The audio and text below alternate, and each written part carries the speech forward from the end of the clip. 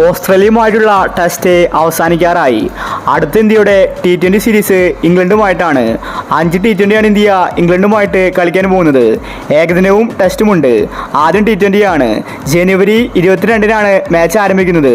ഇതിനുള്ള ഇന്ത്യൻ ടീമിനെയാണ് നമ്മൾ ഇന്നത്തെ വീഡിയോയിൽ നോക്കുന്നത്. ഇതുപോലത്തെ ക്രിക്കറ്റ് ന്യൂസിന് വേണ്ടി ഈ ചാനൽ മറക്കാതെ സബ്സ്ക്രൈബ് ചെയ്യൂ. സഞ്ജു അടുത്ത അംഗത്തിന് ഇറങ്ങാൻ പോവുകയാണ്.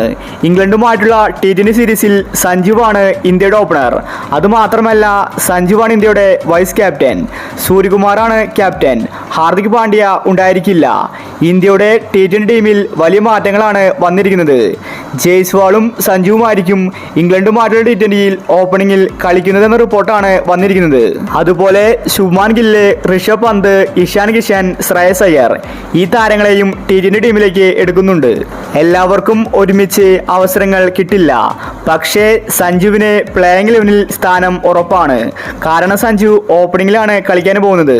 അഭിഷേക് ശർമ്മ ഓപ്പണിംഗിൽ ഉണ്ടായിരിക്കില്ല. താരത്തെ ഒഴിവാക്കിയിരിക്കുകയാണ്. സൂര്യകുമാർ തന്നെയായിരിക്കും 4-ാം നമ്പറിൽ. അതുപോലെ തിലക് വർമ്മയും സ്ക്വാഡിൽ ഉണ്ടായിരിക്കും.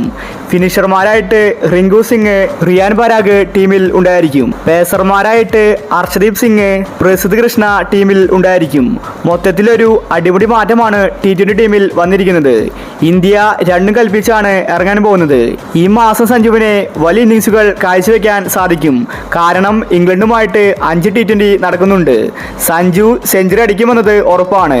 ചിലപ്പോൾ സഞ്ജു റെക്കോർഡ് പ്രകടനം കാഴ്ചവെക്കാനും സാധ്യതയുണ്ട്. സഞ്ജുവിന്റെ ഒരു തിരിച്ചറിവ് തന്നെയായിരിക്കും ഇംഗ്ലണ്ട് T20. സൗത്ത് ആഫ്രിക്കയുമായിട്ട് ജയിച്ചതുപോലെ ഈസി ആയിട്ട് ഇംഗ്ലണ്ടിനെതിരെ ജയിക്കാൻ സാധിക്കില്ല. ഇംഗ്ലണ്ട് ടീമിൽ മികച്ച പ്ലേയേഴ്സ് ഉണ്ട്. അതുകൊണ്ട് മത്സരം വാശിയേറിയതായിരിക്കും. സൂര്യ ക്യാപ്റ്റൻ ആയതുകൊണ്ട് സഞ്ജുവിന് നല്ല സപ്പോർട്ട് കൊടുക്കുന്നുണ്ട്. അതുമാത്രമല്ല, സഞ്ജുവിന് വൈസ് ക്യാപ്റ്റൻ സ്ഥാനം കിട്ടിയിരിക്കുകയാണ്. അപ്പോൾ നമുക്ക് ഇംഗ്ലണ്ടുമായിട്ടുള്ള T20ക്ക് വേണ്ടി കാത്തിരിക്കാം. ഇതുപോലത്തെ ക്രിക്കറ്റ് ന്യൂസിന് വേണ്ടി ഈ ചാനൽ മറക്കാതെ സബ്സ്ക്രൈബ് ചെയ്യൂ.